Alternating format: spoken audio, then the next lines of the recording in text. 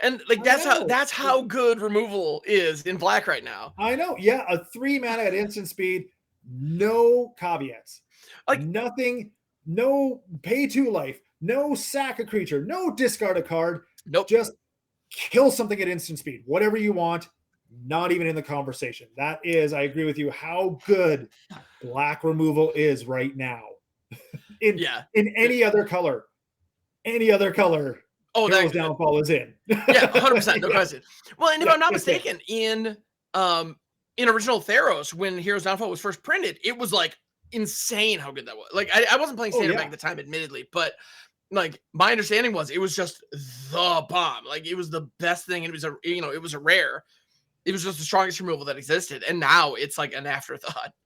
Yeah, it would be one of those in draft, one of those pack one pick ones. Oh yeah. Oh yeah, I mean, if there's removal at rare, it better be pack one, pick one material, and yeah, it absolutely was. Yeah. All right, but with that, like, I got to be honest, Brad, I could sit and chat Magic with you forever, and I'm glad that we get to do that for a couple hours today, for sure. I'm very it's delightful. But we do have the quarterfinals, top 8 underway. It's happening, everybody. Yeah, we are looking at what looks like, which is not going to be a big surprise, Grixis versus Grixis. And looking at the standings right now, we have Grixis. What else we have? Grixis, and Grixis. We have one Esper deck and one mono white deck. Wow. So Grixis, 6 out of the 8, top 8 decks, which not a big surprise. Coming into today, it was about 40% of the decks submitted was Grixis. Yeah, so yes, smart money. Just statistically, it was on Grixis. Statistically, you're going to see a lot of Grixis in the top 8. Yeah, it was one of those tournaments. Just going in, we knew either Grixis was going to be the story of the day, or there's going to be a couple of decks that just have a great matchup against Grixis, even if they have no other matchups. And just not that are going to kill. Yeah. Yeah. And turns out we didn't really have that Grixis killer deck, although that mono white mid range deck has proven itself against Grixis today. Yes, it has pretty intensely. It's probably the deck. I'm not gonna lie at all. Probably the deck I'm rooting for. That's fair. I think I'm with you. Yeah. Well, and it's interesting too, the way that the brackets have shaken out for this top 8. Well, and here we have the Phyrexian Fleshgorger hitting the field. Yeah, so, but Brotherhood can answer it quite cleanly. Yeah, it can answer it right here. I mean, you could swing in with the Goblin token and get that treasure. Yes, you're going to give your opponent 3 life, but just to get that treasure and then fire off Brotherhood's End. Actually, the Phyrexian Fleshgorger, because the prototype, its mana value is 3. So you could use Brotherhood's End, destroy all artifacts 3 or less. Kill the Fleshgorger, attack, get the treasure. Not to. Keeping Urtai up, presumably to cut off.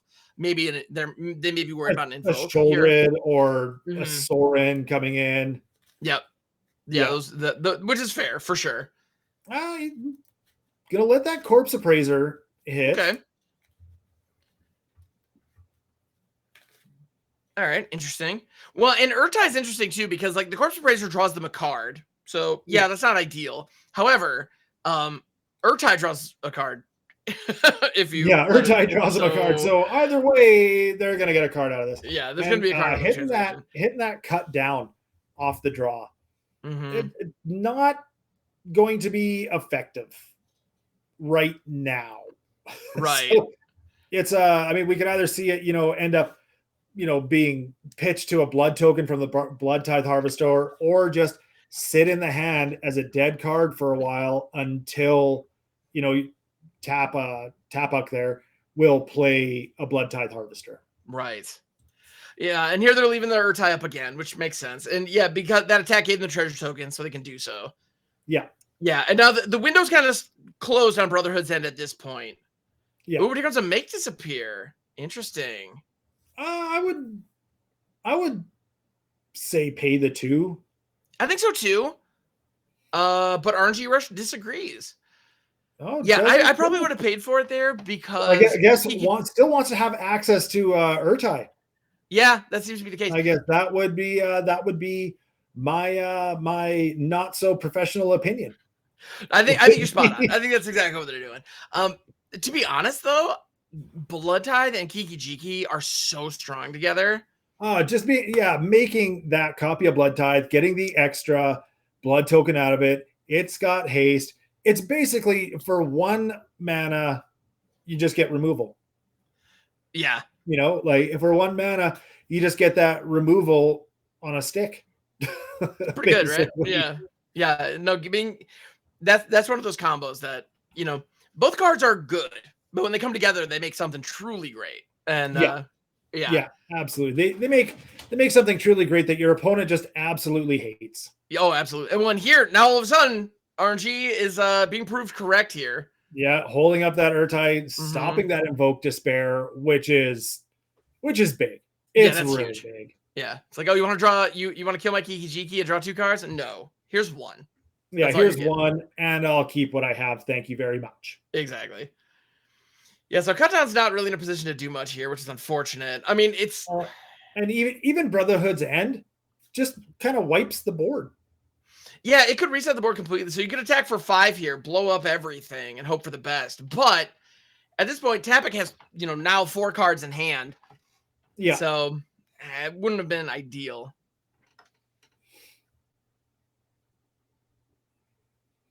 Yeah, now at this point, if they attack with the Flesh Gorger, do you double block it?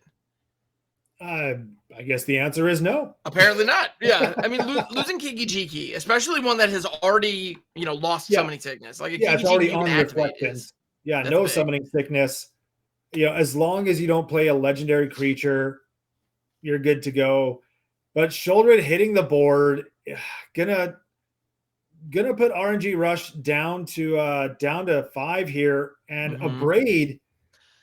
Oh, they get a braid into Brotherhood's End. They can.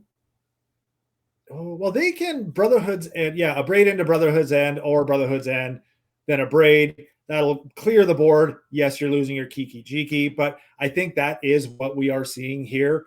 As RNG Rush really doesn't have a choice. Yeah. That 3/3 Menace lifelink, it's got Menace is the big thing, and RNG's only got 1 blocker.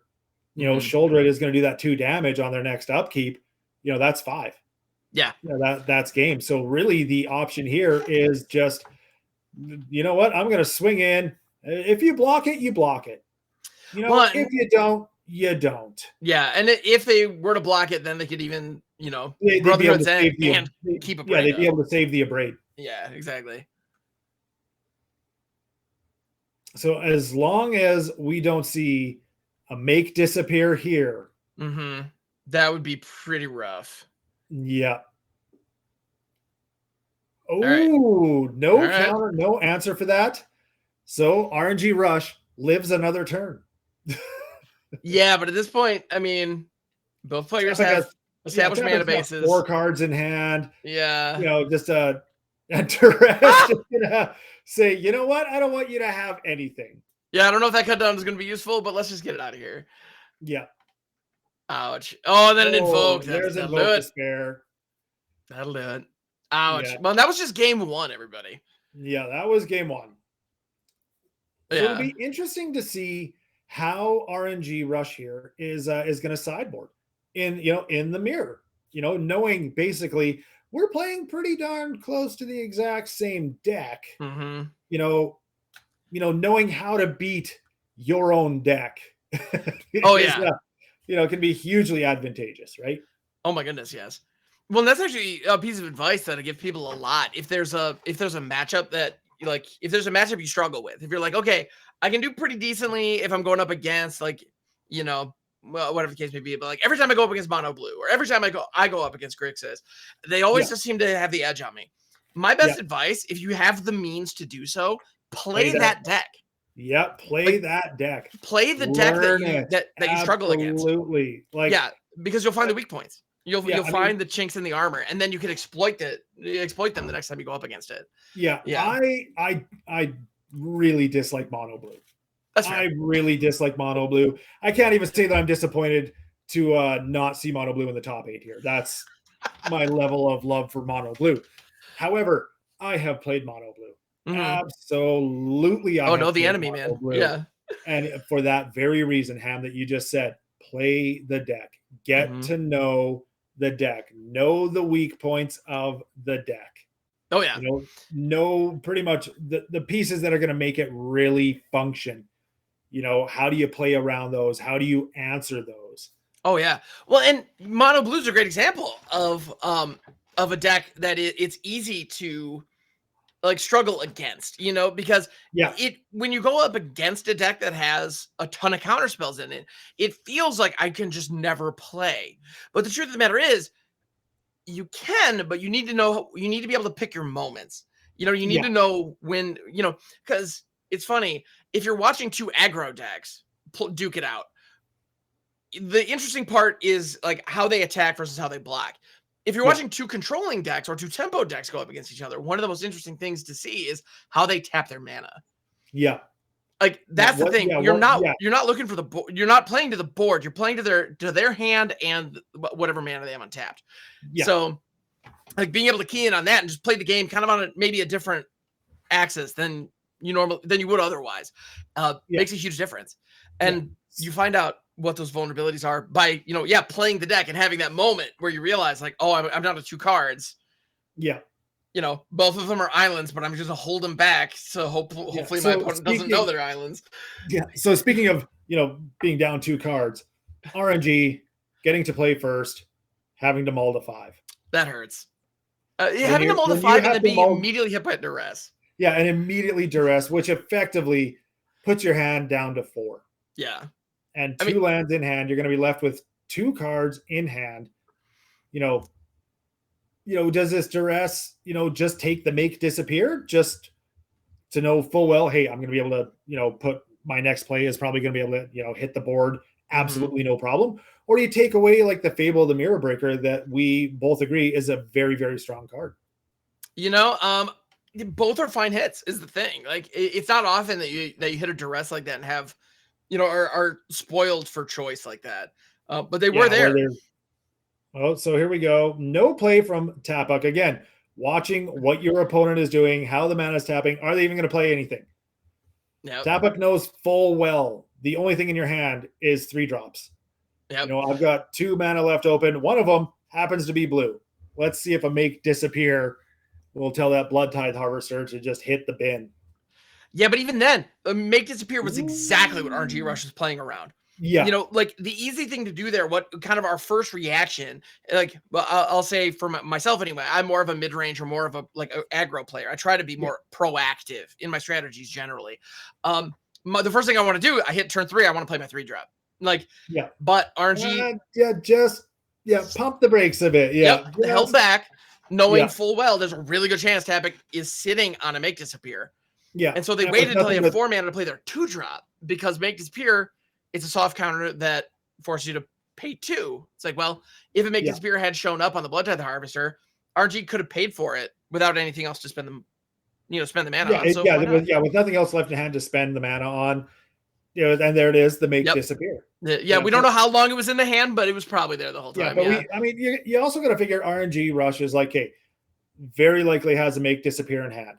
I have 2 Fables in my hand. Tapuck knows I have one from that initial duress. So let's play out the one that they can see, have it get countered so I can safely probably put down this other Fable. Absolutely. Well, and the fact that Tapuck with the duress chose the counter was definitely says, I have an answer to the Fable. So So do you take the Invoke Despair here, seeing that your opponent only has 3 lands on board, no lands in hand? Or do you take the Abrade or the Negate? That's tough. That's really tough because that Corpse Appraiser is probably going to get them into their next land. And Negate is important for sure, but they don't have the mana to cast it this turn anyway. So your Fable's going to stick regardless. Yeah. So they went with Secret Option C, getting rid of the Abrade. Yeah, the Abrade, the straight up piece of removal. Just kind of hoping, hey, I have, at least 2 turns until I have to worry about that Invoke Despair. And if Tapuck happens to miss a land drop, perfect. Well, and Tapuck already has missed, RNG has missed a couple land drops, but they're still ahead on land at this point. So when you both miss land drops, kind of like an equal rate, it's frustrating. Don't get me wrong, it is frustrating, but it's kind of a wash. Exactly. At Yeah. that point, no one's really got the upper advantage because, you know, they've been hitting land drops every single turn. You know, when you're both missing land drops, both players are frustrated, but it's really effectively at that point, the game hasn't really got on yet. Right. Yeah. Like your opponent doesn't have an advantage here. So Yeah. yeah. And now it looks like Tabak is debating whether or not to use the blood token. They choose to here, hoping to draw into a land, presumably, and they do. It was Got a land. That's good. And that's actually drawing that this turn as opposed to next turn is huge because yeah, that land would have been entering tapped anyway. Oh, and RNG pitches a land to Kiki Jiki, but gets another land in response. And here comes Corpse Appraiser. Yeah, graveyard chest. Oh, going for the disdainful stroke. But with 2 mana available, Knowing that not a bad choice. Yeah, knowing that the Invoke Despair is locked and loaded, and if Tabak top decks an untapped black mana source, which to be fair, that's a relatively tall order, but still, if it happens, you gotta be ready. I mean, it could happen. It could happen, yeah. It absolutely could happen. And having that disdainful stroke in hand just to be, you know, like you're going to spend your entire turn trying this one thing, every resource you have available, and I'll just say no. Mm-hmm. You know, that's creates a huge advantage and a really big opening for RNG. Oh yeah, absolutely. However, that was not the case. No, yeah, not this. Epic. Yeah, play out a Corpse Appraiser, didn't get that land, but didn't get the right land, I guess. Yeah, now they didn't get get the right Corpse Appraiser. Yep. But that disdainful stroke is not going to be a dead card. It is going to sit, likely just sit in RNG's hand for a little while here. I wouldn't think that they would pitch it to the blood token. Yeah, probably not. I know, I certainly wouldn't. Yeah. Well, see, there's the lounge though. Like the lounge can be cycled, which is happening. Still leaving that 2 mana available. Siphon Insight. What do you think of Siphon Insight being brought in from the sideboard in this matchup? Do you love that, or do you really love that? I do. I really love that. I do. Yeah. I think Siphon Insight is fantastic, and especially in a mirror match. I mean, like, you're drawing cards that synergize with your deck because you put them in your deck too. I mean, it's awesome. And every time, you know, if you manage to steal a Sheoldred or an Invoke or pretty much anything of value from your opponent, not only do you get access to that resource, but you're denying it from them.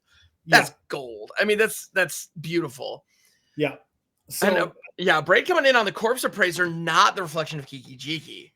Yeah. Interestingly. And if memory serves, Siphon Insight is at instant speed. It is, yes. Which is a huge advantage because now, I mean, we see Tapik got that other black mana source in the form of the Takenuma. So if there was no black mana source, if Invoke Despair doesn't really get played here, there is the possibility of playing that Siphon Insight. However, Tapik does have that negate face up. And I think, Tapik elected. Oh, brutal. Yeah, Tapik elected not to use Invoke Despair here, assuming there was some kind of counter in hand. But going to be able to, take that Invoke Despair or take, the Go for the Throw, just one of those cards out of your opponent's ability to get it. That does resolve. So we're going to see Stroke leave. Yeah, and Invoke Despair specifically is so devastating against the Kiki Jiki setup like this. Yeah, but RNG has the mana available to fire off the Invoke Despair that they stole from Tapik this turn. They can. Now, but they know Tapik has the negate locked. Yeah, the negate. So there's that issue. So playing this Siphon Insight would really be, I'd say it's kind of, baiting your opponent to use that negate on the Siphon Insight. If they don't, you're going to be able to steal something from their deck. If they do, now, RNG would know there's no negate in my opponent's hand, so I can safely try to cast this Invoke Despair. Well, and Make Disappear all of a sudden is a pretty meaningful counterspell, and they have bodies to sacrifice even. So if they have to. Yeah, definitely not the first plan, but having that option is nice. I mean, even the Make Disappear, isn't super effectful at this point. I will have to disagree with you on that one, Ham, because the negate is still freaking there. Yes, like, that's fair. But here's the Yeah. thing. Casualty creates a copy of the spell. It does. RNG is doing something here that I actually disagree with, because what I think they probably should have done is held back. Because what they could have done is, if Tapik attempted to cast the Invoke Despair, they could create a copy of the Goblin Shaman and then use that to casualty the Make Disappear. And then there are two Make Disappears targeting the Invoke Despair. As opposed to make the copy and use that copy to sack for the casualty instead of the actual token. Exactly. Non-copy token. Yeah. That's, I might be kind of nitpicking a bit, but that's okay. I can get on board with that. So we see now, with only 2 mana available, this Make Disappear, I would think with the casualty, is likely to happen. Otherwise, that negate will just swallow it up. Yeah, the negate will swallow it, or Tapik could even just pay for it and keep the negate back for later. Yeah. If you're going to use the Make Disappear, you have to use the casualty. Otherwise, you'll have to use the casualty at this point. But Invoke Despair at this point, going to draw his opponent, or draw their opponent rather, a couple cards here. But elects to go with the Make Disappear with the casualty. So, there's no, firing off the negate at this point is only going to counter 1 copy of that, but there is 2 mana available for Tapik to pay 2 to counter the casualty. Oh, no, sorry, no, the negate. My math was way off. Don't worry about me. Worries, you're I'm good. a silly goose. Well, yeah, so they fired the negate. The copy is going to... Yeah, the copy is going to make it.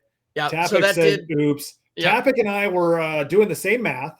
On that one. Negate is not free to cast, just so everyone knows. Not in this situation. I learned stuff too. I learned stuff too. Yeah. Cards cost mana to play. No worries. All good. But yeah, so here comes an Invoke coming the other way, and this time Tapik is tapped out. And that was also an Invoke that they stole. Fun fact. Yeah. Land. So going to be able to use that blood token to probably cycle away one of those lands. A Braid to take care of the Bank Buster. Yep. Fine choice. Bank Buster or Corpse Appraiser, both are pretty nasty, but I think the Bank Buster was the bigger threat, so makes sense. Yeah, not going to cycle that land on their turn, though. Going to give it a minute. Yep, and the Reflection of Geeky Cheeky does have a sneaky mode. It can just attack. That is an option. It does a lot of things. Sometimes it can just be a 2/2 attacker. Yeah, the thing that kind of, I guess, similarly between Shoulder and Kiki, it can attack too. Yeah. Hidden mode. It is a creature that can attack. It's crazy, right? It can do some damage. Yeah. It's easy to forget that that's an option, but it is here. Yeah. So we're going to see speaking of Kiki Jiki, we're going to see a Fable of the Mirror Breaker come in for Tapik there. Yep. These life totals are getting closer and closer together, and communally getting closer and closer to 0. Indeed, we are getting close. Yeah, it is a tight game, but at this point, losing means you're done. Indeed, we've reached the elimination round, and Tapik is up 1 game. So if Tapik brings this thing home in this game, RNG is going to get knocked out. Yeah. If RNG pulls this game out, presumably through some pretty nice top decks that we're they're clearly hoping to see here. Obviously not going to swing into that goblin token. It would just be a bad idea. Yeah, no, now's not the time. Meanwhile, the goblin token swinging into the Reflection of Kiki Jiki, I'm sure it's more than happy to do that. Yeah. Yeah, so one of the things about this Grixis list is the card selection that it gets. I have to jump in here quick, Ham. Oh yeah, of course. So RNG has done something to just try and confuse Tapik as much as possible.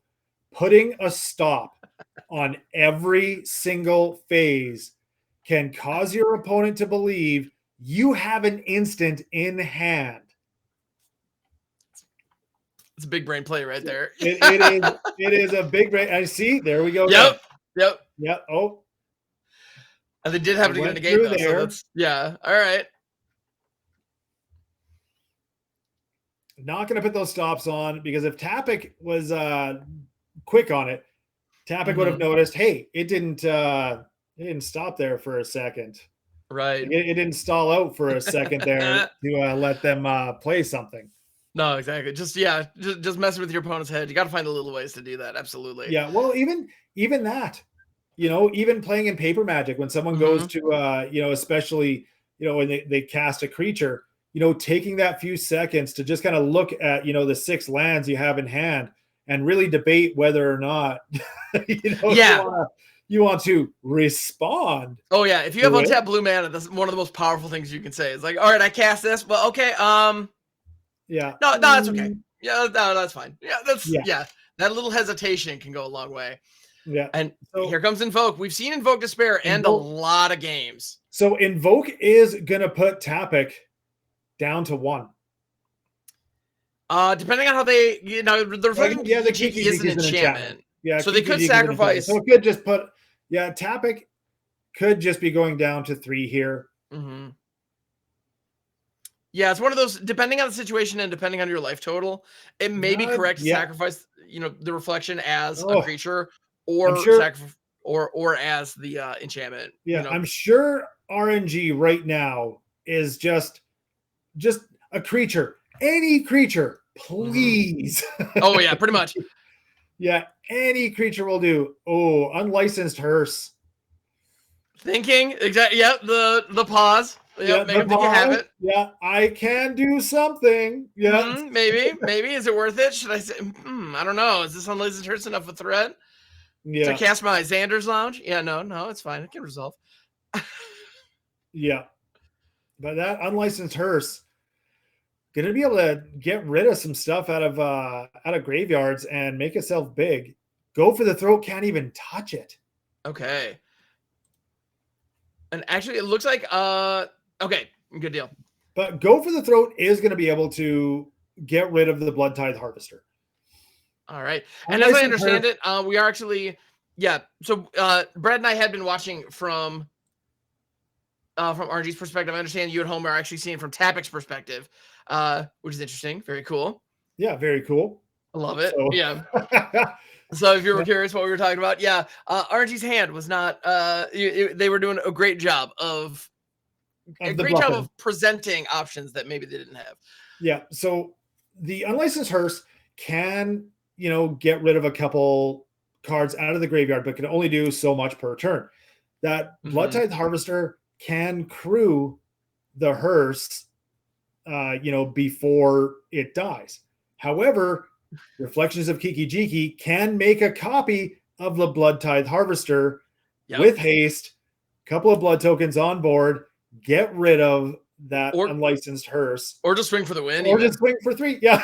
Again, Blood Tithe Harvester also has a sneaky mode. It can just attack. Yeah, it can just attack. Yeah. Yeah.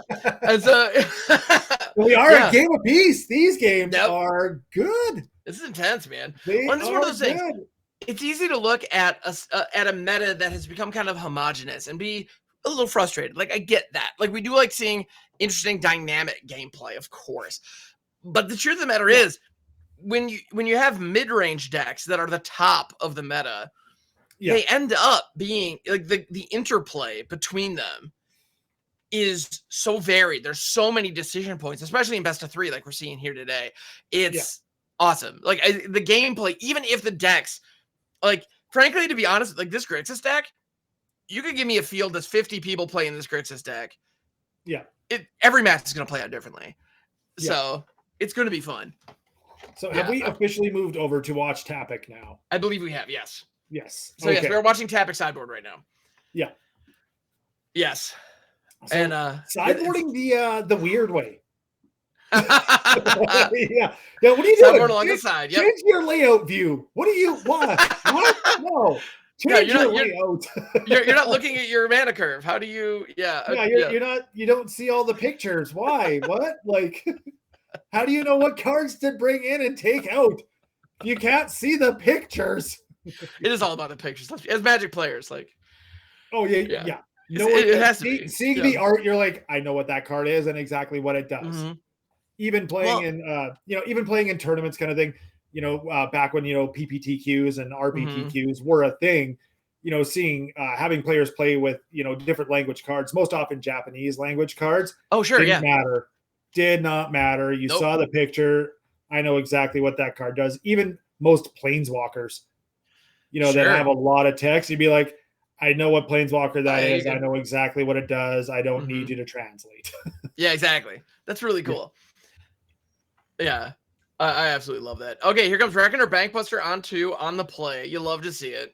Yeah, turn 2 Bankbuster feels good. Absolutely. And I think if Blood Tithe Harvester is the play and can land, do you just crew the Bankbuster, get in for 4 right away? Yeah, go just full aggro mode. That's an option. However, RNG is sitting on 2 1-tap blue sources. Insight. I mean, yeah, there's that Siphon Insight. Okay. I do love Siphon Insight, honestly. Like, I know I didn't have a choice in your little quiz earlier, but the truth of the matter is, I think that card is shockingly strong. Like, I think Siphon Insight. I mean, the fact that it has flashback and for 2 mana is pulling your opponent's resources. Yeah, at instant speed. It's so good. The instant speed is critical. Like, without that, I don't think the card's playable. But the fact that you can do it on your opponent's end step is so good. Fascinating. Yeah. Like, and in matchups like this, where you want to be holding counter mana up, even if you don't have the counter spell, frankly, having that option is huge. You just Blood Tithe Harvester here, knowing full well that you have the mana to play for the Make Escape. But do you crew the Bankbuster at this point? I don't think so. For the damage, or do you hold it back? Hold up the mana for the possible Abrade, or hold it to draw the card off of the Bankbuster.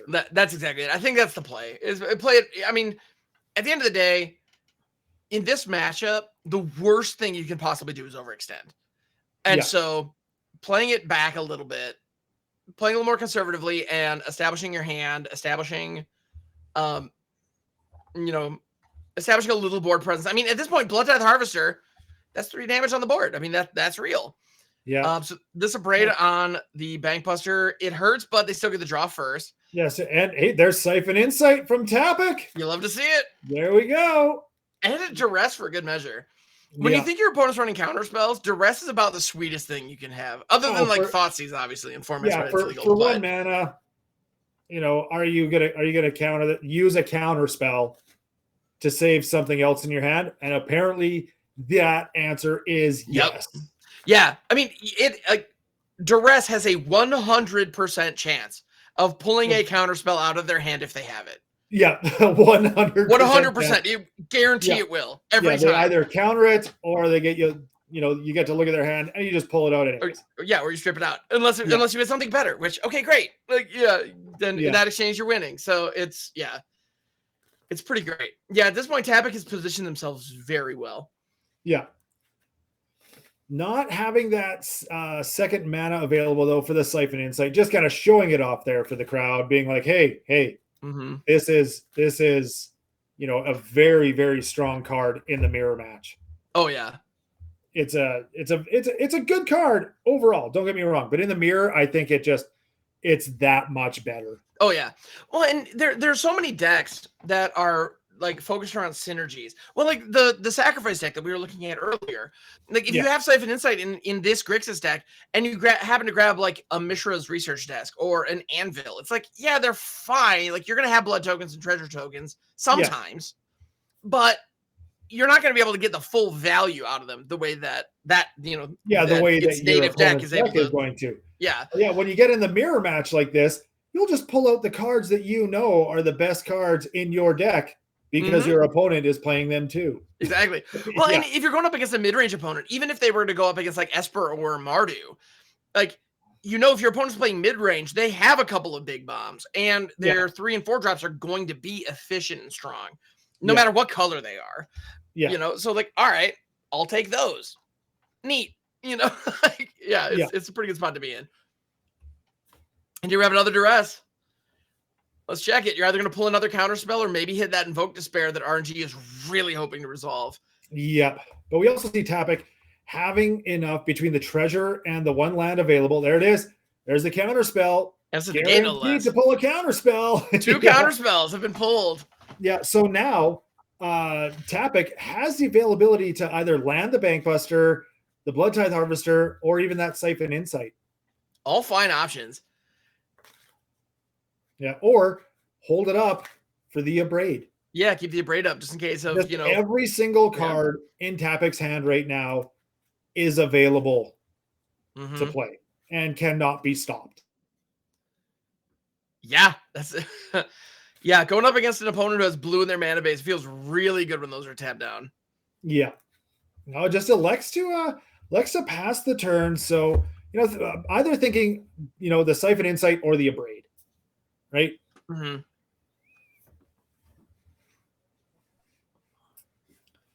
Oh, but RNG just kind of blowing through the phases here. Yep. Has that 5 lands available. Even if RNG has something to play, that treasure token really does represent, a possible blue mana and a possible make disappear at this point. Yeah. So Soul Transfer going after the Shaman. Okay. Preventing future treasure tokens. Fair enough. But at this point, Tapic has five lands down. They have plenty of black sources too. So if they happen to hit an invoke or something, they're going to be fine. Although actually, I don't remember if they kept them in the deck, to be honest. Bankbuster or go for the throat. So card draw, potential card draw, or removal.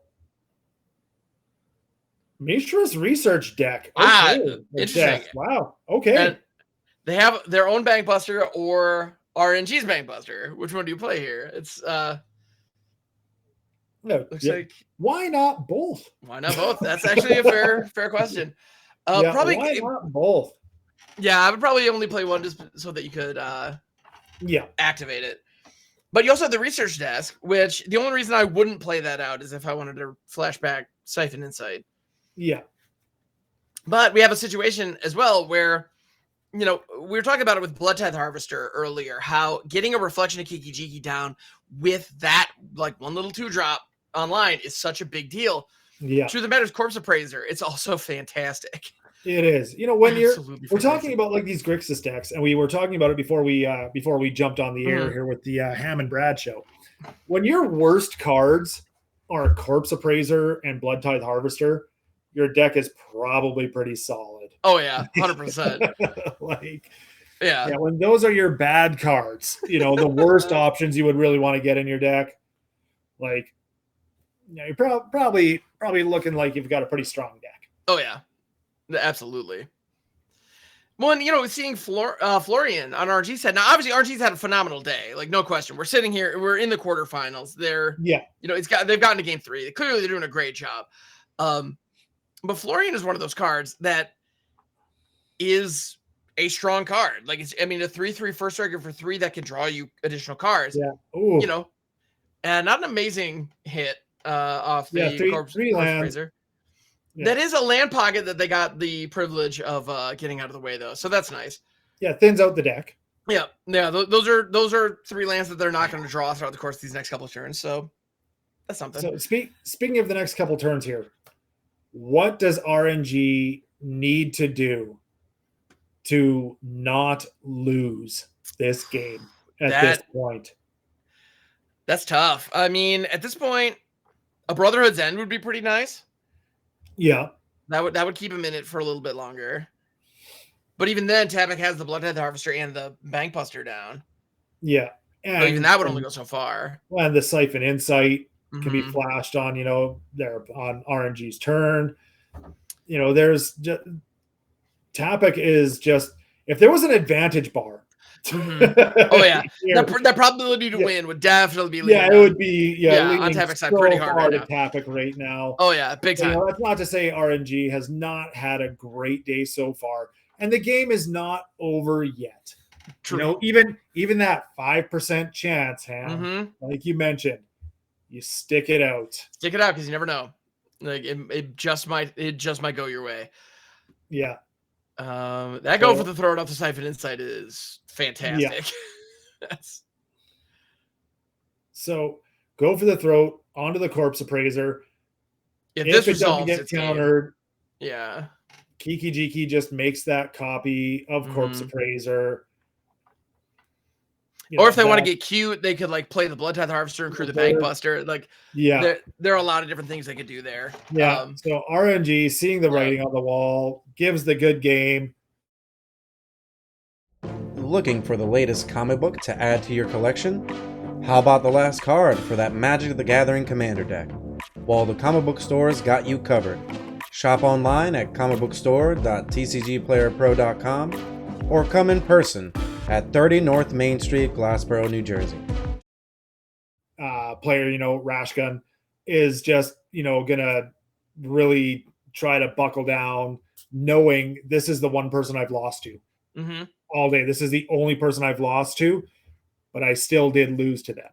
Right. Exactly. So, it has happened. So yeah. Yeah. Having to take that step back, having to take that breath and, really think, hey, what am I going to do differently in this game, to beat them? Yeah. It'll be very interesting to see. I mean, they could, maybe the sideboard changes, maybe they modify the sideboard. Maybe they, maybe the threat assessment, how you spend your removal, like those kind of things could be very different this time around. We'll see. Yeah. And to be fair, it was relatively late in the day when that happened. It was in round 6. So there's not that much time has passed. Yeah, but so the wound is still fresh. Yeah, they've had a couple more matches, and we'll see what happens. This is going to be very interesting. So here we go. Yeah, and it's funny, for the last couple of years in Magic, I think a lot of it, to be fair, a lot of this discourse has been around Commander specifically, but it's funny because White has become kind of a joke.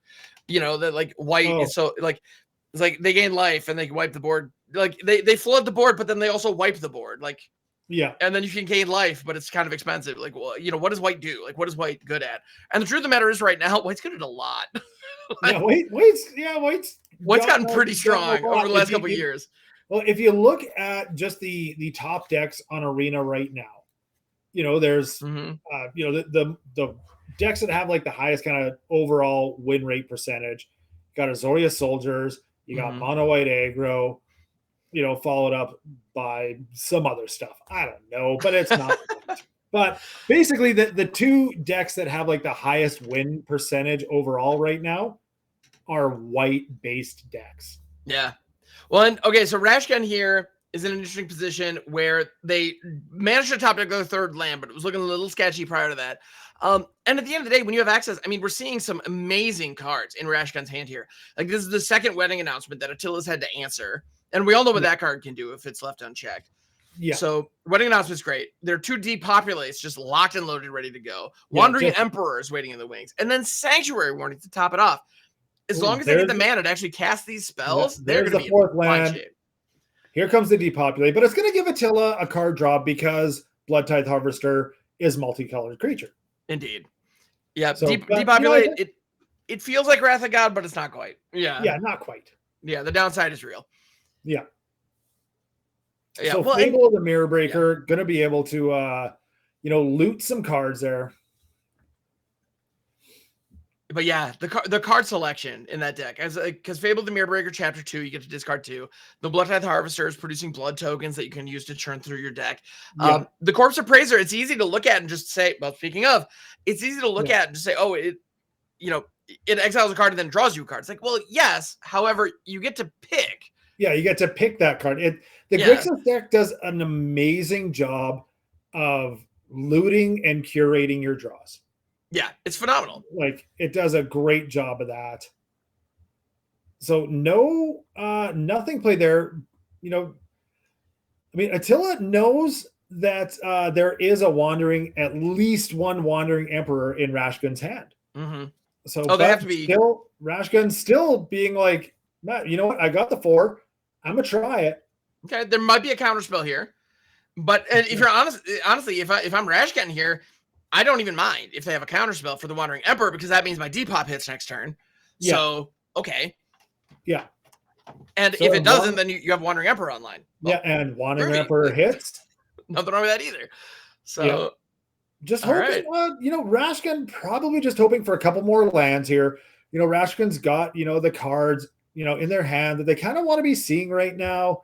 that lay down arms, to get rid of the Kiki-Jiki, the depopulate, another Wandering Emperor, and Sanctuary Warden.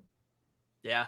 If Sanctuary Warden can hit the board, I don't think Grixis has any really exile, things available. And flashing in this other Wandering Emperor to put a counter onto the Samurai token. Wow. So that cut down just has no target. That was brilliant. Yeah, because Wandering Emperor says that it can be played at flash speed, which a lot of the time you just assume that means during combat on my opponent's turn. Well, you could also do it on your turn, as Rashgun just demonstrated. And then trigger the Wandering Emperor at flash speed. Yeah. So by doing that, it buffed the Samurai out, so it was no longer an eligible cut down target. And the go for the throat, though, to take out that Samurai token, that means Attila had to use 2 pieces of removal to take out what was at that point a 3/3 token. Absolutely. Yeah, and Rashgun just decided to kind of force the issue, throw the Sanctuary Warden, make Attila have the counter spell. They happen to. But you know that Attila's running negates in addition to the Make Disappears, and Make Disappear was the only one that was going to be relevant in that situation. Yeah, here comes another Fable of the Mirror Breaker. Going to make another token. Wow. That Depopulate is ready to go. And, Rashgun seeing another land at this point, not ideal. No, definitely not. And now Attila, more card selection. Like if they choose to loot 1 away, which means they're happy with one of the cards, especially if that was the one they kept. There's Shouldered. Oh, Lay Down Arms going to be able to take care of Shouldered, though. Yep. Lay Down Arms was perfect here. Even though you're giving your opponent 3 life, That's it's fine. not the end of the world to get a Shouldered that can cost you a lot more than 3 life. Oh yeah, and they would have gained a lot more than 3 if Shouldered had been allowed to stick around. Yeah. Yeah, Lay Down Arms is interesting. It's one of the only one of the few cards that we're seeing from Brothers War. Like we saw Flesh Gorger earlier. There are some Grixis that are running that, but otherwise, I mean, Lay Down Arms is one of the only other Brothers War cards that, well, aside from Go for the Throat, I suppose, that is actually making a splash here. Yeah, and I'm happy to see it represented because, well, actually in mono white, it's just good. It depends on how many. The mono white is dependent, the Lay Down Arms is dependent upon you having the most amount of planes on board as you can, because it's only going to kill something's mana value up, according to how many planes you have on board. So you need, it could function inside of a, possibly 2-color deck and still be okay, but really just is an all-star when it comes to a monocolor deck. Oh yeah, absolutely. Well, and there's a whole cycle of cards in Brothers War that key in on the number of a particular basic land type that you have. Yeah, and I think Lay Down Arms is probably the best one of all of them. I think so. Yeah, don't get me wrong, I have a soft spot for Blanchwood Armor because it's a fun little throwback, but because it was that was a reprint. Yeah, and I don't know, the old school Blanchwood Armor. Speaking of just classic artwork, that's art that I'll always remember from some of my earliest days in the game. So I was happy to see it printed, but I know it's not good enough to make any kind of waves. Rashgun just drawing not lands. Finding anything but lands here. Meanwhile, Attila seems to be finding nothing but action. Yeah, Attila's just slapping down probably the 57th Fable of the Mirror Breaker of the match so far. I think that's the 3rd one. Yeah, I believe you're right. I think they have played 3, and we're only in game 1 here. Yeah, this is my goodness. Yeah, Invoke Despair. Yeah. Oh, Rashgun is gonna say, you know what? That's good. Yeah, I mean at this point, it was lethal anyways at that point. Kiki-Jiki could make a copy of the Corpse Appraiser. With that haste between the 2 Corpse Appraisers and that Goblin token, that is exact damage to finish it up. Yeah.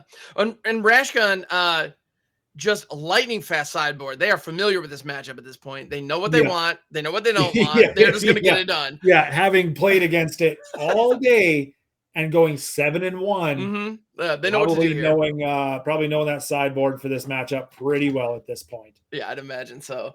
Yeah, and though interestingly enough, the one that I noticed, they brought in Unlicensed Hearse, which makes the Corpse Appraisers much less effective. Yeah. That's huge. Yeah, absolutely huge. Yeah, unless this Hearst turns out just really good. Yeah, Unlicensed Hearst was one of those cards that when it came out, there wasn't a lot of buzz around it at all. Mm-hmm. And then you actually started seeing it in in Pioneer, like a lot. Yeah. In Pioneer. And I'm not sure if it managed to squeak its way into Modern, but you definitely see it in a lot of sideboards in Standard now, just to deal with some graveyard stuff. But it is all over sideboards, not a main card, like not a main board, kind of card. But it is all over sideboard actions in Pioneer.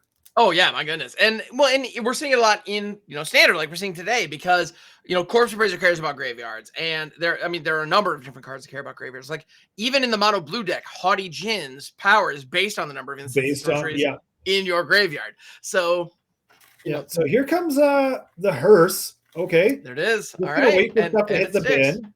Rashgun looking at a lot of lands here. Gonna draw before that shoulder hits the board, just drawing into another land.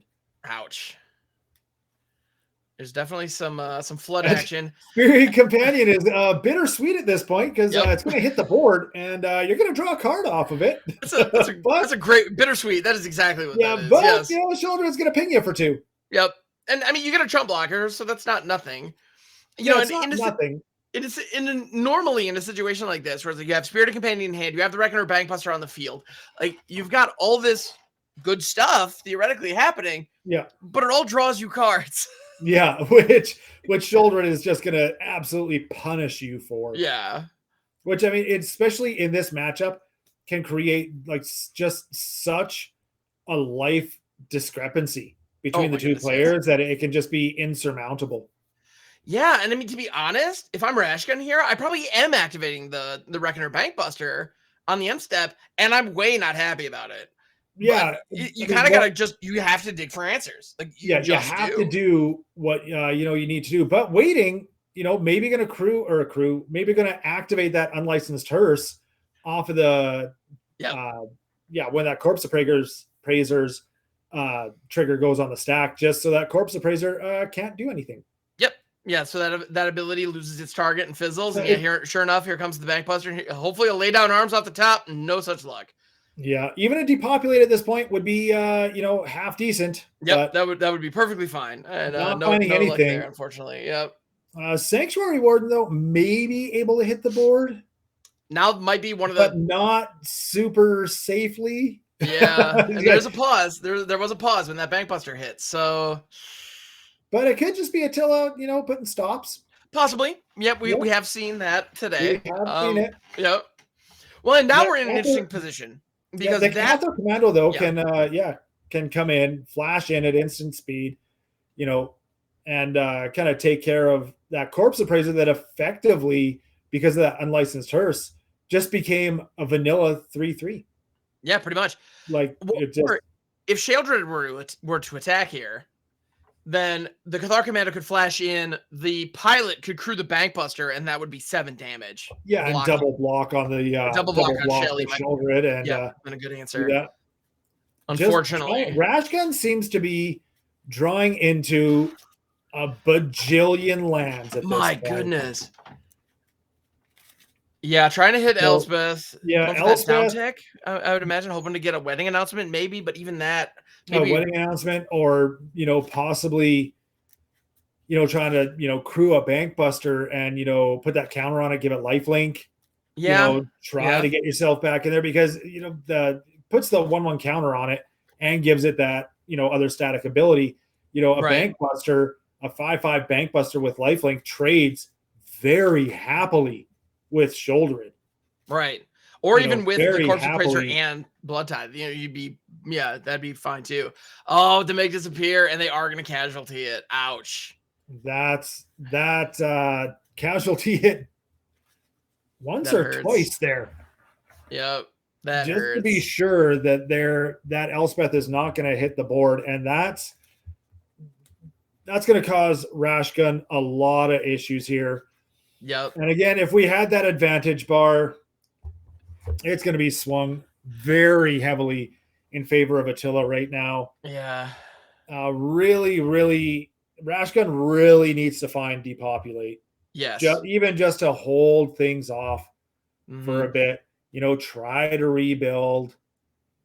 Yeah, which is really unfortunate because, I mean, given how favored Grixis has been all day, Yeah. we kind of can't help but root for. Well, lay down arms. Lay down arms can take care of shouldered, which I mean we're going to see that. Yeah, exactly. It's effectively the only option, and even to make disappear, popping off casualty left and right here, Rashgun's got more than enough to pay for it. Right.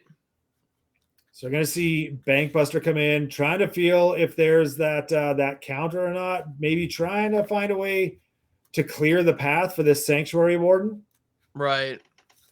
Yeah, if the Sanctuary Warden can hit the field, a lot can change. Yeah.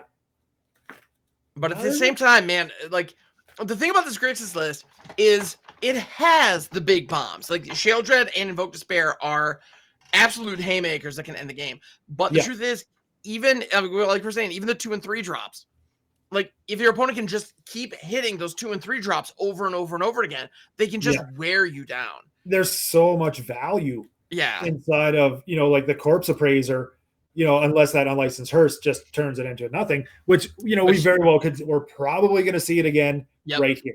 I'll be shocked if the hearse isn't activated here. Yep, there it is. Yeah, there it is. And so, you want that one? How about no? And I'll take another one while I'm at it.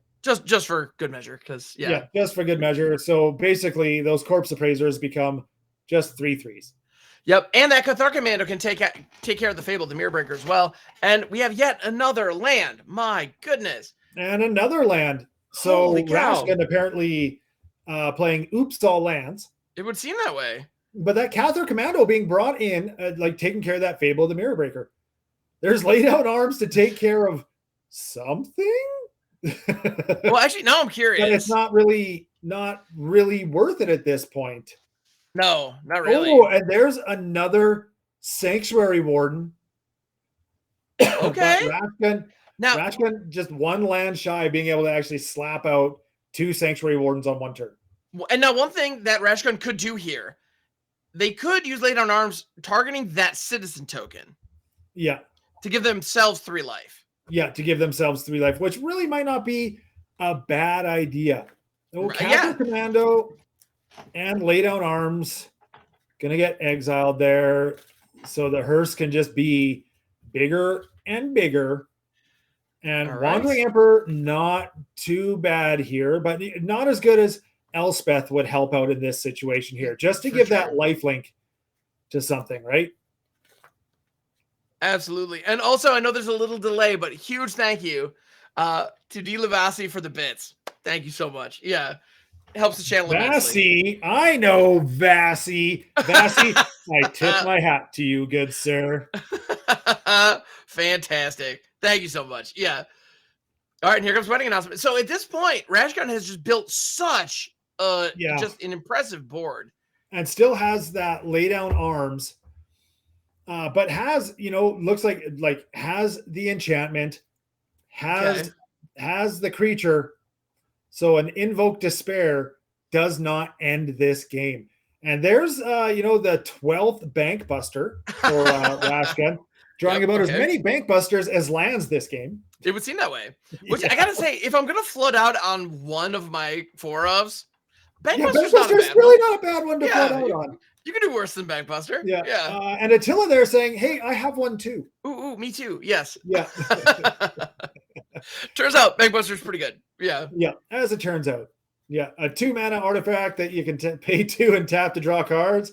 Yeah, okay, sure. Why not? Okay. Yeah. Yeah, it's like, it's effectively a Maze Mind Tome, if anybody remembers that card from, I think, M21, or was it M20? Yeah. One of the core sets. It's effectively a Maze Mind Tome that can also beat your opponent to death. So it's not so bad. Not so bad. After 3 turns, makes you a creature. Yeah, it makes you a creature and a treasure. It even ramps you a little bit. Yeah. Yeah. So turns out pretty darn good. So all 3 of the Bankbusters on board, I do want to point out right now, all 3 of the Bankbusters on board have made those pilot tokens. Yep. So 2 or 3 cards per Bankbuster. That's 9 cards that Rashgun has been able to draw off of those Bankbusters. My goodness. And they have another Sanctuary Warden and even the Aganjo back. Yeah. Gotta be honest. Like, I know it's not in this list, but I would love to see a rabble rousing right here. Just saying. Rabble. I was thinking the same thing. I'm like, rabble rousing would end this game so fast right now. Rabble rousing with a jet mirror under it. Let's go. Come on. Why not? Yeah. Yeah. Like, I know that's so not the game plan. But Elspeth next turn.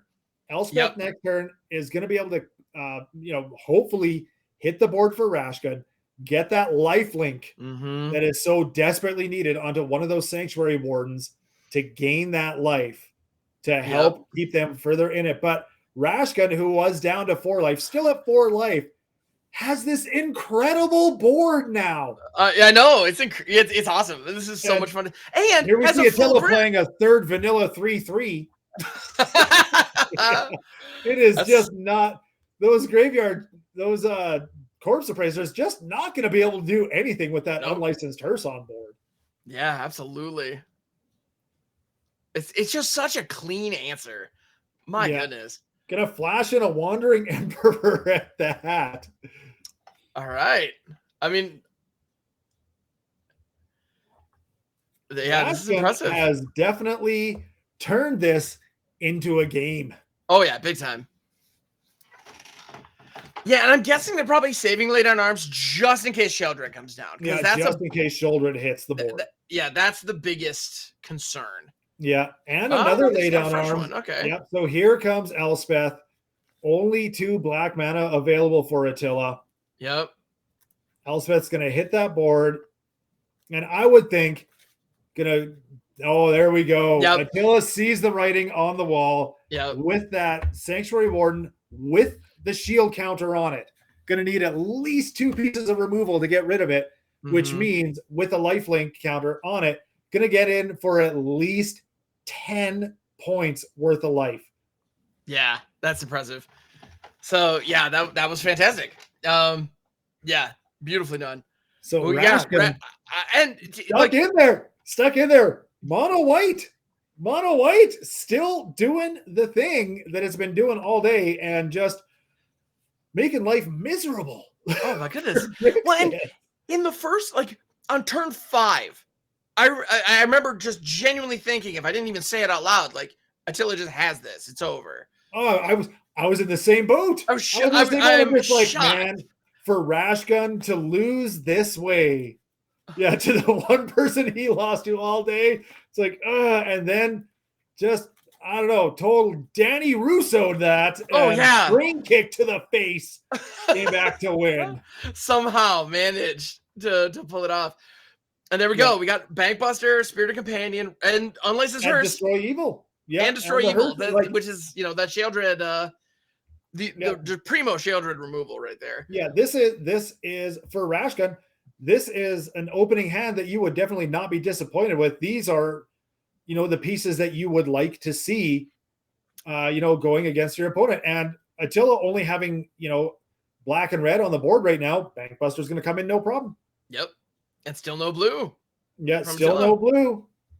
Still no blue, but doesn't want to play out the hearse. I guess going into turn 4, Sheldred, so that they can draw the card. And then on upkeep, Destroy Evil. Yep. Yeah, on upkeep, Destroy Evil. Nice and clean. Boom. Not going to lose that 2 life. Going to play out that the other planes. Now Spirited Companion, draw a fresh card, and get the 1/1 body. I'm amazed at just how good Spirited Companion is. The Spirited Companion, it's solid. It's is solid. all I'm going to say. It's a 1/1 body for 2, draws you a card, fits incredibly well into that Selesnya Enchantments deck.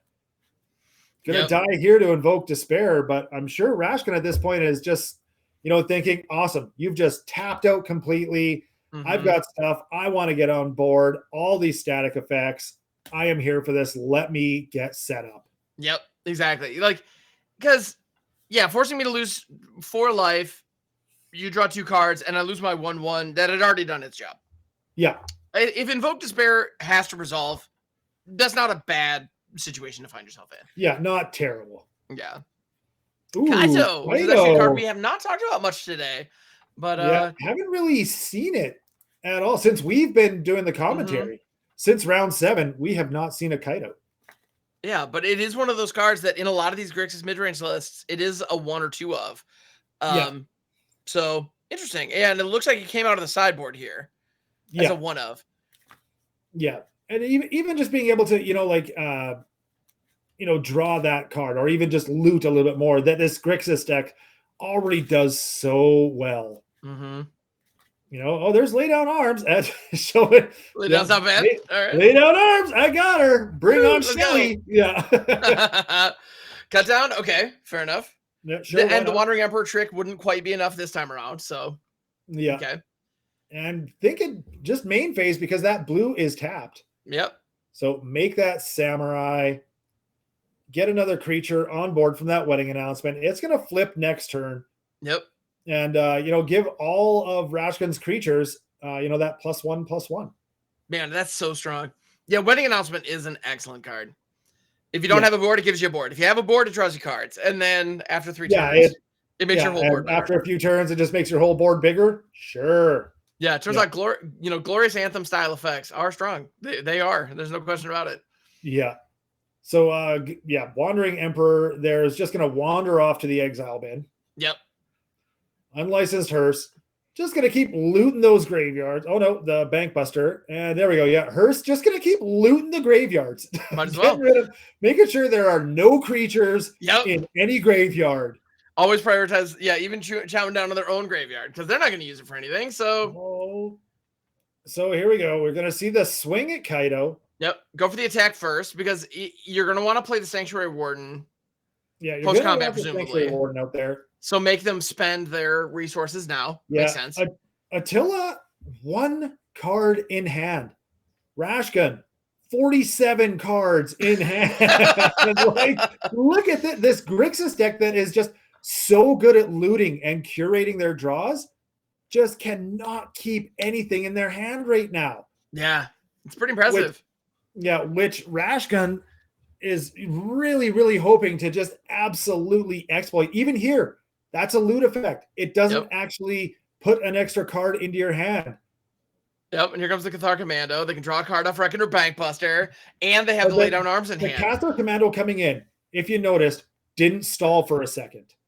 Didn't stall for a second at all, which could, if Rashkin was watching, could very well be indicative of no counterspell.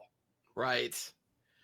Yes, no counterspell, so I can land a Sanctuary Warden. Well, now we have a pause. So if there is a counterspell, we it's have probably a pause. So it may have just gone through. May have been a little bit of lag on our end. But at this point, it's also possible that they didn't have a counterspell that could target a creature. So it could be a negate. Yeah, so that was a possibility. Yeah.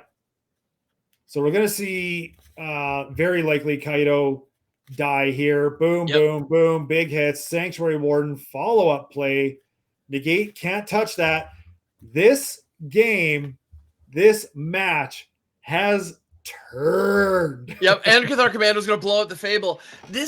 I'm amazed. Wow. Rashkin's deck is doing such a phenomenal job of establishing a threatening board presence while removing. And there's a concede. Rashkin dancing around. I can only assume getting their revenge, taking down Grixis. We're going to see mono white in a field full of Grixis. This video is brought to you by MagicJank.com, the spiciest cards for your sauciest decks. Buy and sell Magic the Gathering products and gear today on MagicJank.com. Pizza people, are you enjoying the content? Don't forget, subscribe to the channel. It's free. Hit that bell icon as well. That way, anytime any of our new content comes out, you're able to see it right away. Hey, leave a comment down below as well. Tell us what you're going to play in the next event, or tell us what you're enjoying about the video. Don't forget, check out the description too. We've got tons of great content down below. And on top of that, we're going to have our tournament schedule too. So get in on it. Hope to see you. I mean, yeah, this mono white mid-range deck has a good matchup against it, to be fair. But they've played against a lot of other Grixis mid-range decks. They played against Esper Planeswalkers. They've also played against Mardu mid-range throughout the course of the day. So Farfafe has played against, Wandering Emperor. They've played against some of these other, powerhouse white cards. They know how to work around them, presumably. Yeah. So it'll really come down to who can position themselves well in the first 4 or 5 turns. Yeah. And your overall prediction for Fafe. I think Farfafe is going to go undefeated on the day. I do. I'm going to say Rashgun. Okay. Not just because I'm like, I just love the underdog. Sure. Farfafe has not played against this deck at all. True. At all. Rashgun has done like nothing but play against this deck all friggin' day. That's a good point. And has shown that they know how to beat it. That's fair. That's fair. Like, yeah, they're warmed up for this match. Yeah, they're warmed up, ready to go. Farfafe is basically coming into this game cold. Fair. Not knowing exactly what to expect. Yes, you do have the opportunity to kind of see your opponent's deck list beforehand, but when Farfafe's been kind of playing against the same kind of decks all day, when Farfafe, when an opponent comes across this deck and they're like, what in the hell is going on here? You don't know exactly what to do against this. And so I think that, my hope is that works in Rashgun's favor. I think Rashgun, if I have to make a prediction, I'm saying Rashgun. Okay, nice. And you know what? All those are great points. You're absolutely right. So it'll be interesting to see. It'll be very interesting to see. I mean, we saw that with Rashgun sideboarding in the last match. It went to sideboards. I don't even think 10 seconds passed. There was like click, click, click, click. Boom, done. Yep, I know what to do. Yeah, like they're very familiar with this match. So that's fair. So all right, here we see Rashgun's getting a bank buster out on board already. Farfafe on their main phase, getting out the third land, which is good. Fable, the Mirror Breaker coming out. Okay. So nothing to stop this wedding announcement from coming out, putting a body on board. And, just Rashgun just trying to get set up here. I mean, both players at this point just trying to kind of get set up. Absolutely. We don't see that unlicensed hearse in the main board for Rashgun. So, we're not really going to expect that so much. So, those corpse appraisers, could very likely actually, be played with value. Mm-hmm. But for Fafe, looting, pitching a corpse appraiser. Interesting. Well, it's very possible they have another one in hand and needed to put a creature in the graveyard for it to. Yeah, need a creature in the bin. However, for Fafe, we'll have to attack with that Goblin Shaman to make that treasure to have access to blue mana. Mm-hmm. I was just about to say, that's been one of the nicest things that, last turn, Rashgun sitting on the wedding announcement, the best thing was when, a blue source didn't hit the field. But now, not only is the treasure token there, there's also a blue source and now a second Fable. Yeah. Yikes. That's something. Yeah. That's going to be, I would think this mono white deck, I would think has a lot better, post sideboard options. Oh, for sure. It gets a lot better in this matchup post board. Rashgun drawing into a lot of those lands there. Mm-hmm. Holding up the Destroy Evil. Yep. Because it can take out an enchantment. It can.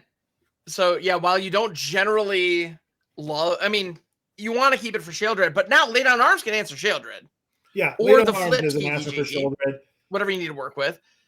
Yeah. But yeah, destroying the Reflection of the Mirror Breaker before it gets to Chapter 2 makes a lot of sense. Before it gets to loot. Mm-hmm. Yeah. Lay Down Arms even able to take care of Kiki Jiki very easily here. Pretty great. Now, presumably, Farfafe's probably going to swing with at least one of those shamans. I would think so. I mean, the ability to crew the Bankbuster with all 3 of your creatures, is there. Mm-hmm. But how practical would that be? I mean, you do set yourself up for a pretty powerful block. It looks like they're going for it. Yeah.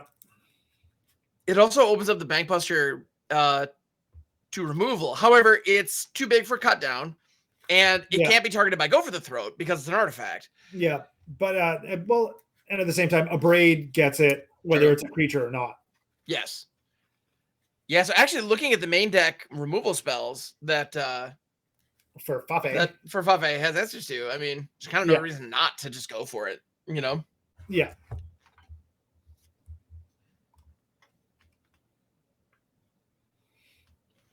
All right, here we go.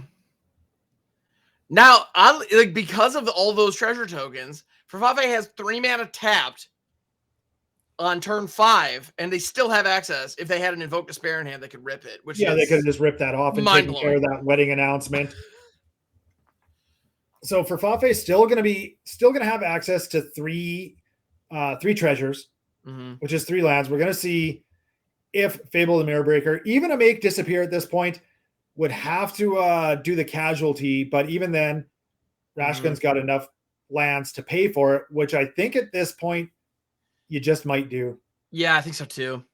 Like, yes, it's going to cost you effectively 5 mana to get rid of a Kiki Jiki, but you know, might not be such a bad thing. Yeah, we all know what Kiki Jiki can do, so yeah, you do what you have to do to get rid of that thing. I mean, technically it's a 3-drop, but that card is worth so much more than 3 mana. Once it's flipped and active.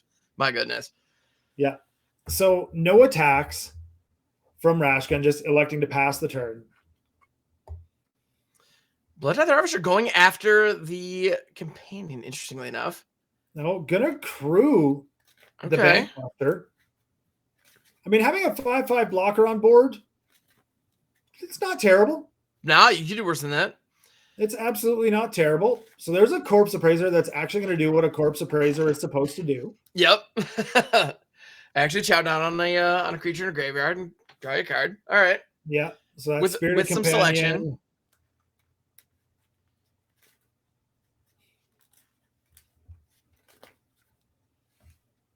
So a lot more of a I'd say like a tepid pace this game, like a lot calmer pace this game. You know, both players really seeming to really kind of think through each move for, you know, at least a few seconds. Absolutely.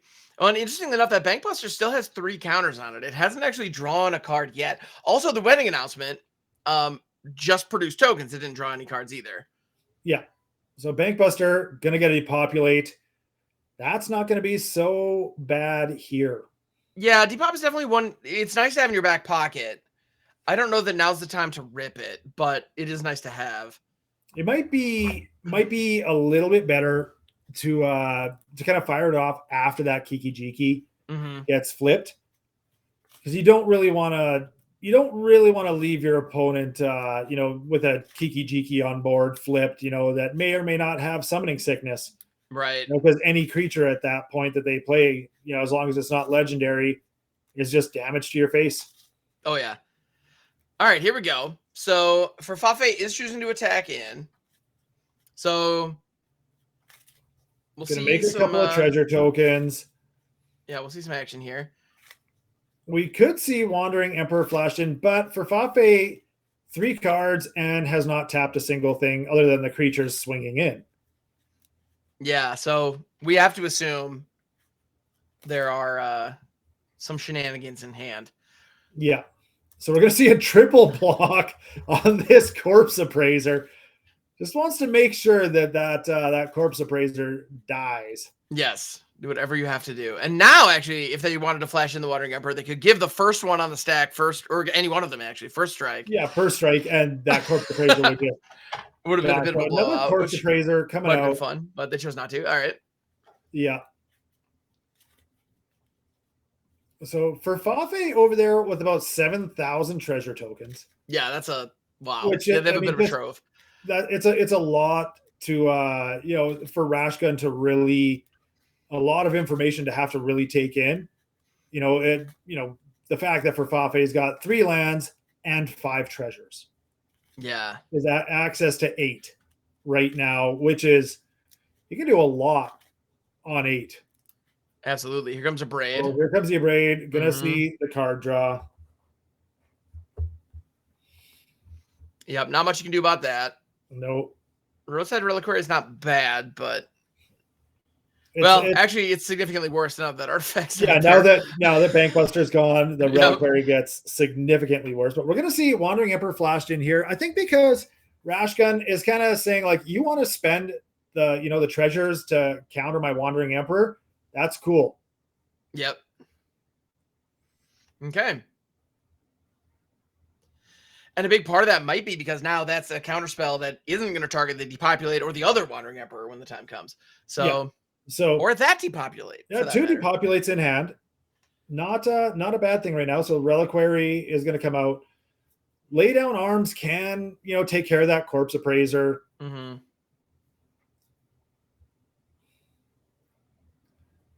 Okay, yeah, just passing, leaving Wandering Emperor up.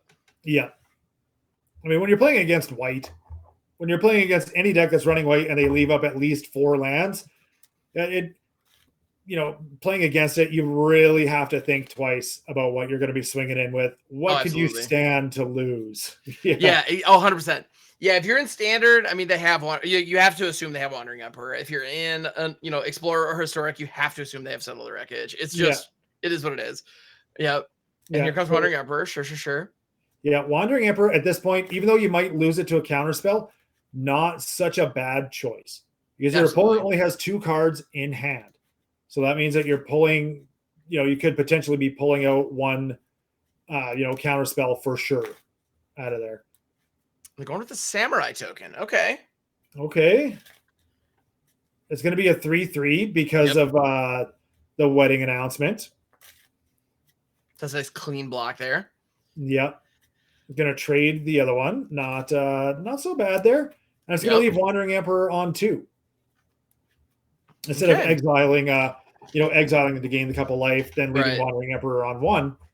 Wandering Emperor is going to be left on 2. You know, so it has the potential to make that other Samurai token next turn and still be alive. Yeah, exactly.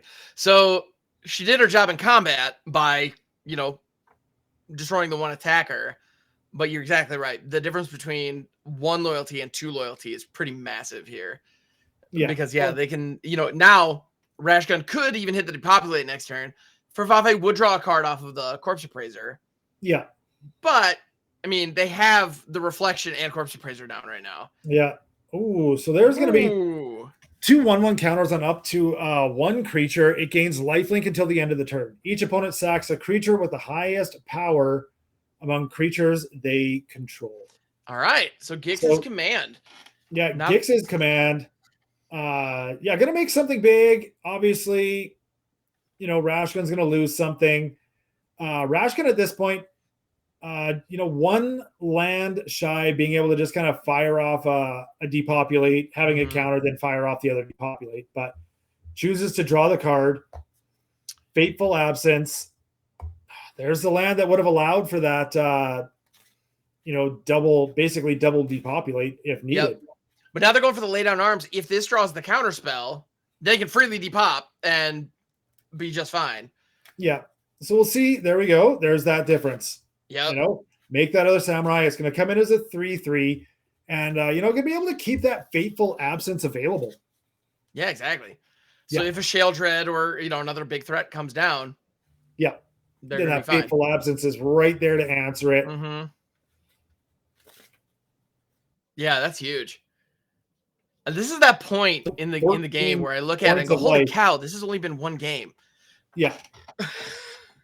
Yeah. Despite there being 14 points of difference in life here, this game is actually very close. It is, absolutely.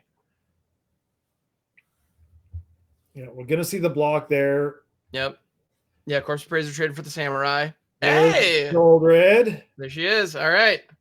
And that Fateful Absence, we should be able to cleanly take care of Sheoldred, even if Furfave has a Make Disappear in hand. The only thing that would stop it at that point would be a negate, but it's in fact a Blood Tithe Harvester. Okay. So I would think we'd see Fateful Absence here taking care of Sheoldred.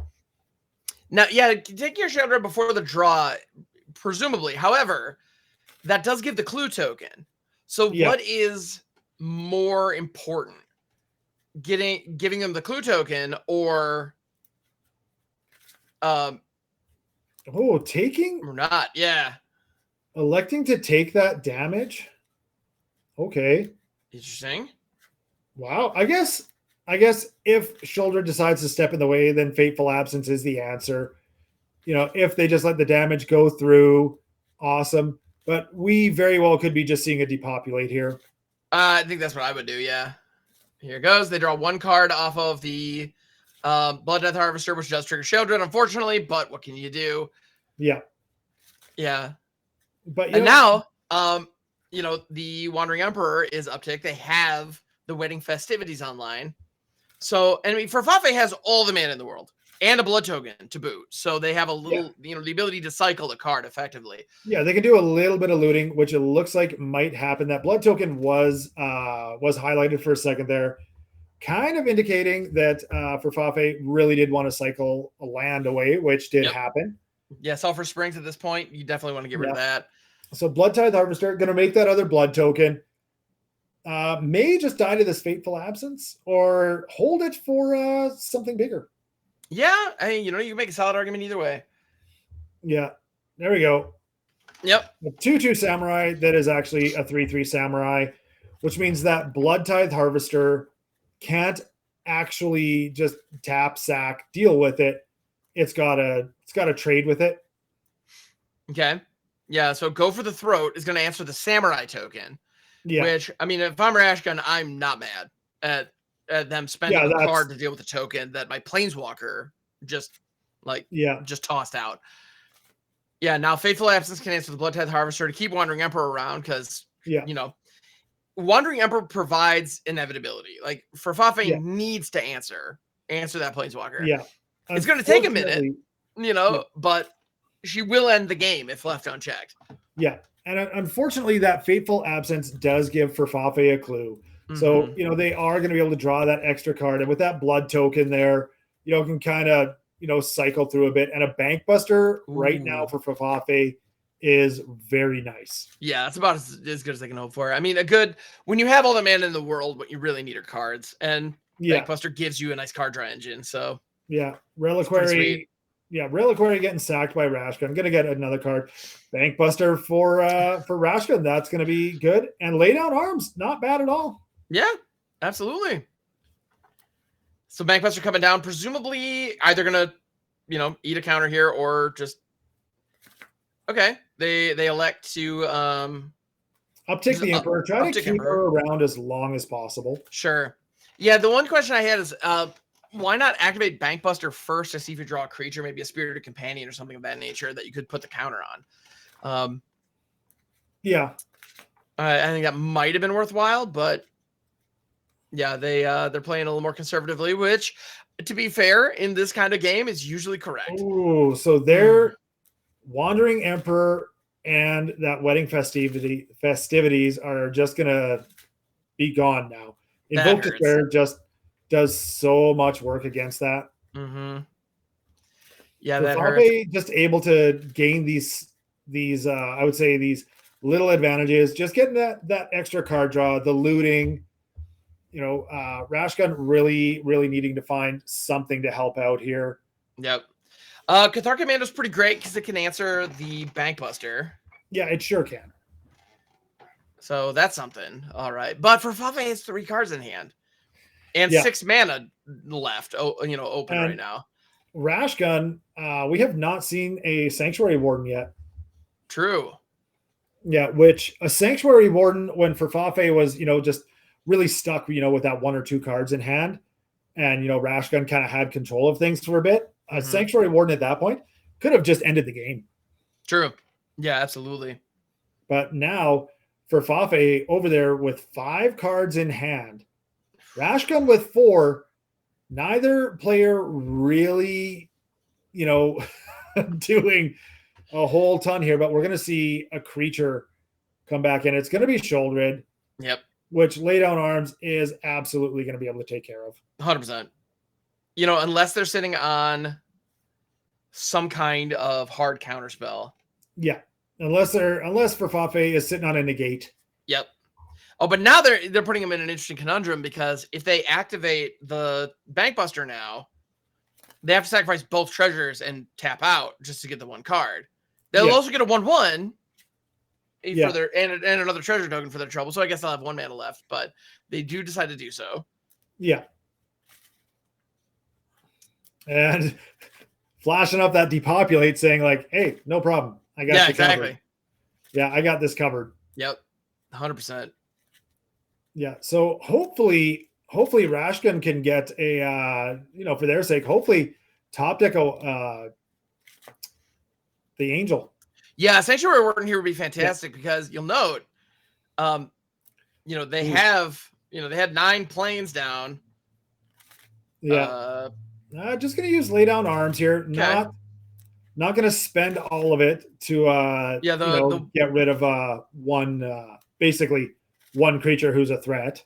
Right. And without the Bankbuster to crew, that 1/1 is Restoration of Iganjo immediately looking into the bin because chapter 2 says you may discard a card, and when you do, return a permanent with mana value 2 or less from your graveyard to the battlefield.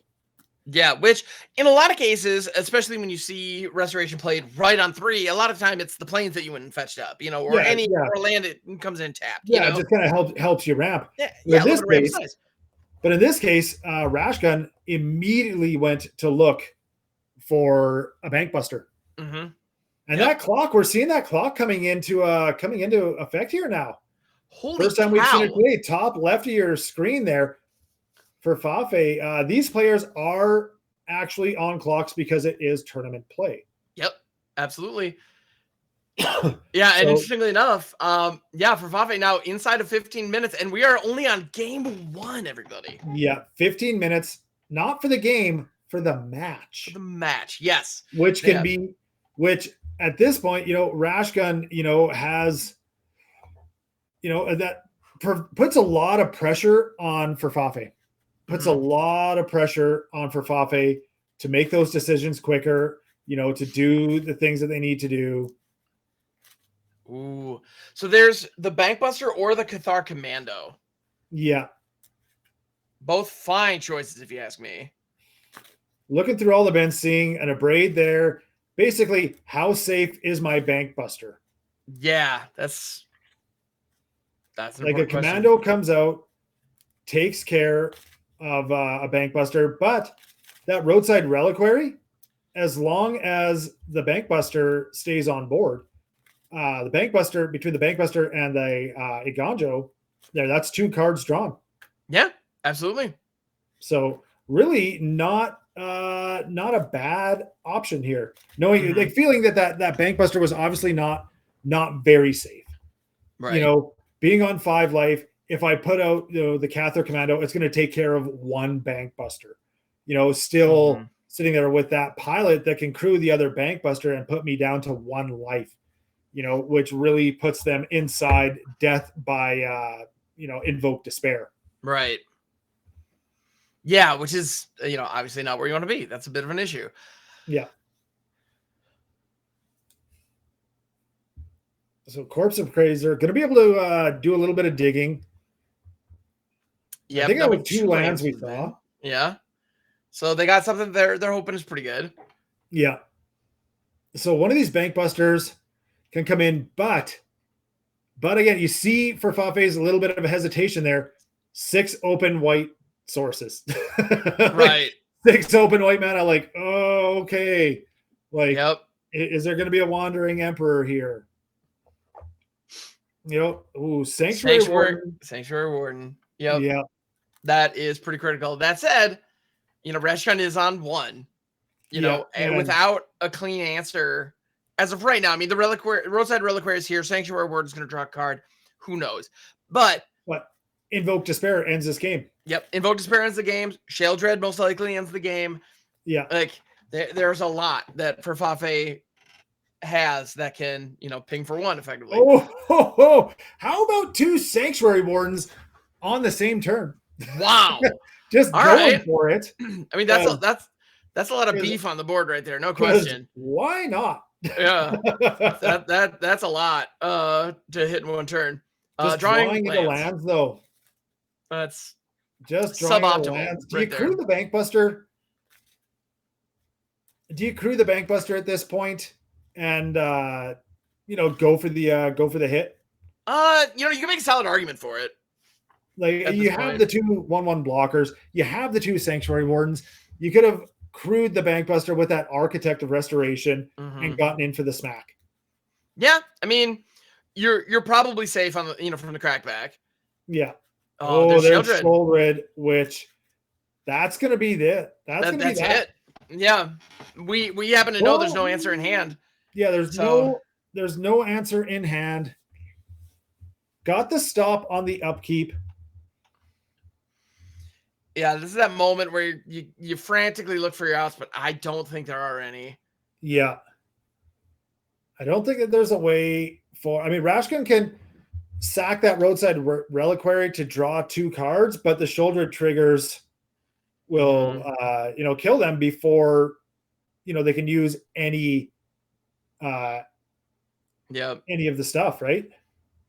Yeah, exactly. Well, unless something they have could somehow gain them life, which I don't see how it could at instant speed. Yeah. Unfortunate.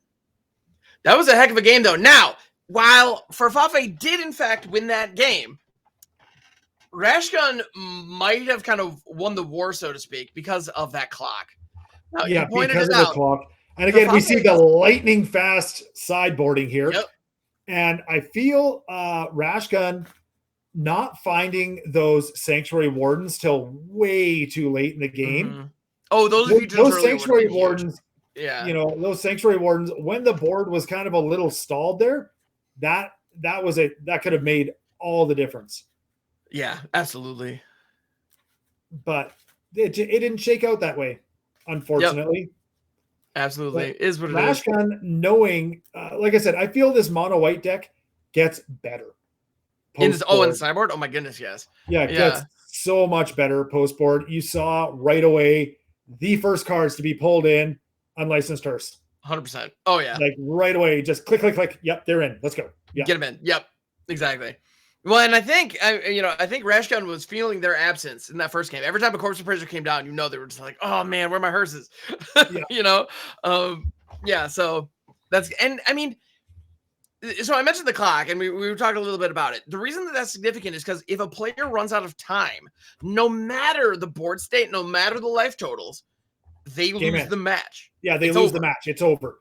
That's it. And Farfafe has 11 minutes, 36 seconds to win this game. And if Rashgun wins this game, Farfafe then needs to use whatever time is left to win the next game. Yeah. So Rashgun could legitimately try to run his opponent's clock out. Yeah, I mean, that's an option at this point. Now, there is a wedding announcement. They're holding it off screen, hoping the duress doesn't see it, unfortunately. Yeah, just trying to hide the duress. It's not here. It's fine. Don't worry about it. Trying to hide the wedding announcement. It's not here. It's good. Don't worry about it. It's not a thing. Yeah. Yep. Unfortunately, the duress still sees it, and that's that. But there are 2 Sanctuary Wardens and a Destroy Evil in hand. So, and the Late on Arms are also pretty nice looking as well. Yeah. Liliana the Veil. That's a card that we haven't seen much them today. Discard a card. Ooh, okay. Liliana being brought in from the sideboard, though. Yep, interesting. They're going to discard a Sanctuary Warden? I mean, it's the only card in your hand that's currently dead. Thing in your hand. Yeah. Yeah, most expensive thing in your hand. You might as well. I mean, you do have 2, so. Yeah, Liliana going to force another discard here. Yeah, presumably, but at the same time, I mean, Farfafe is down to 4 cards themselves, so yeah. I mean, Lily does do that though. Does force it, but Farfafe, maybe not too upset. As we've seen, 2 lands from Farfafe get discarded and a Shouldered hit the board. Yep, there's the Destroy Evil ready to go. Yeah, ready to go. Boom. Unfortunately, that does put Farfafe in a position now, missing land drops. Oof. That hurts. Lily is going to go up to 6.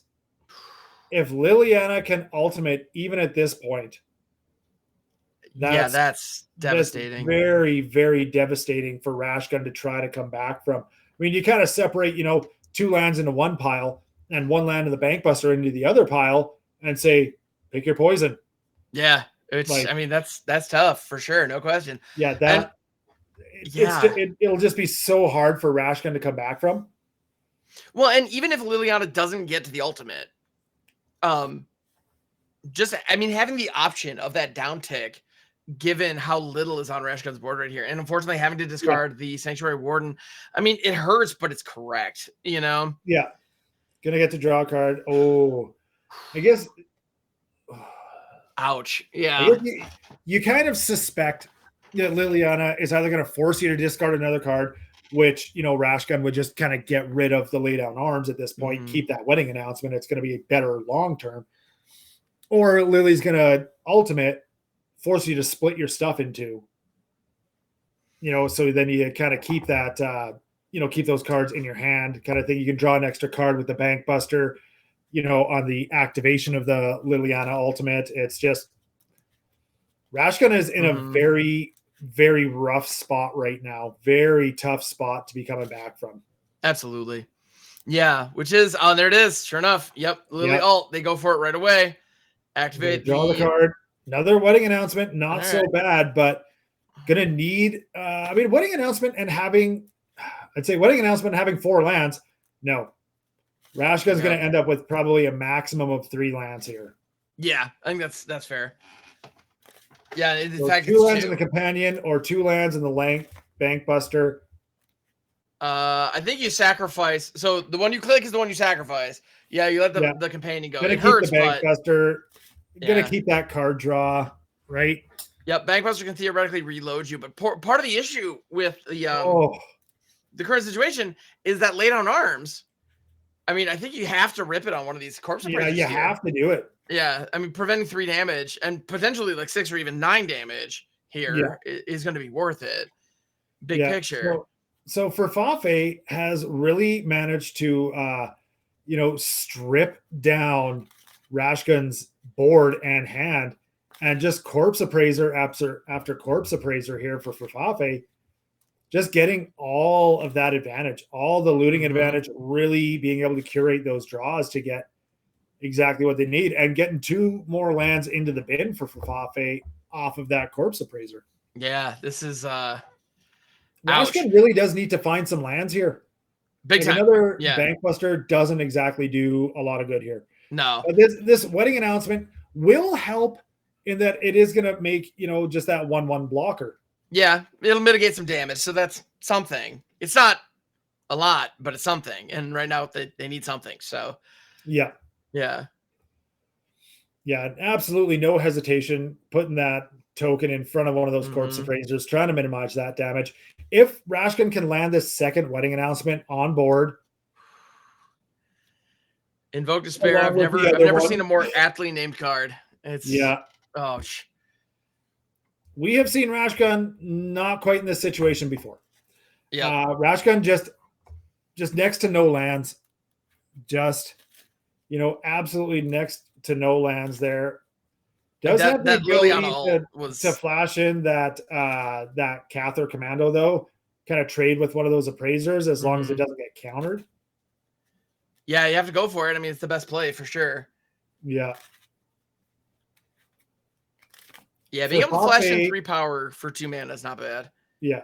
For Fafe has really managed to absolutely control this game, and clearly is fine with trading here. Maybe we'll see another Invoke Despair to put Rashgun down to 1. Well, and I think that's exactly why Rashgun blocked there. Although, never mind. I don't know. Yeah, this is rough. A depopulate a depopulate at this point doesn't really do any good. No, because Rashgun doesn't even have the lands to play it. Yep. So I mean, 4th land is kind of what you need, but so you just hold up the Wandering Emperor, or do you? I mean, you can almost make an argument for throwing Wandering Emperor right now. Yeah, right now, just flash it. Just put it in. Get rid of the appraiser, gain a little bit of life out of it. It's funny. We were talking about for Fafe's clock because that is a real factor. They took over this game in like record time. I'm shocked at how little time it took. Yeah, Wandering Emperor's going to attempt to be brought in here. If this gets countered, Fafe will be your champion on the day. Yep. Yeah, and even to make Disappear will do the job here. Disdainful Stroke, that definitely does it. Wow. Furfafe gonna go undefeated on the day. My Game one- goodness. Game one was actually fairly close.